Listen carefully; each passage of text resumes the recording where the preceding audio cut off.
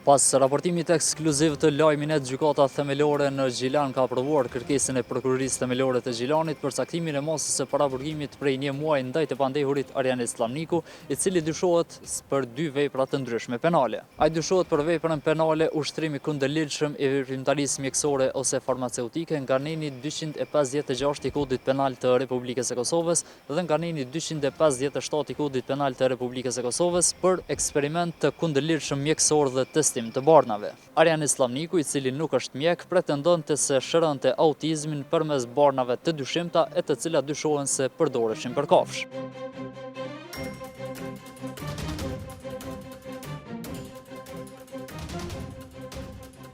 Në dosjen e prokurorisë themelore të Gjilanit japen edhe shumë detaje se si Arjan Islamniku përmes zyres së tij të konsulencave në Gjilan mundohej të jepte trajtime për fëmijët me spektër të autizmit. Mes të tjerash në dosje thuhet se Islamniku në zyren e tij konsulenc ka kryer trajtime mjekësore dhe vizita mjekësore të këshillueshme kinse për shërimin e autizmit, duke përshkruar kështu edhe rekomanduar përdorimin e terapive të ndryshme të paverifikuara e të pakonfirmuara, përkundërse nuk ka pasur njohuri e as kualifikim për këtë fushë mjekësore, ashtu që pas raportimit të lajminet për ushtrimin e kësaj veprimtarie të kundërligjshme, gjatë zbatimit të urdhrit të kontrollit në Gjilan, në lokalin konsulencë, janë gjetur edhe një dëshmitar i cili pas marrjes së terminit kishte shkuar për të konsultuar për trajtim të autizmit, e po ashtu gjenden edhe medikamente të ndryshme mjekësore, të cilat policia e Kosovës i ka sekuestruar. E pas raportimeve, policia fton të gjithë qytetarët cilët kanë marrë trajtim mjekësor tek Arjan Islamniku të ftohen në policinë e Gjilanit për intervistim.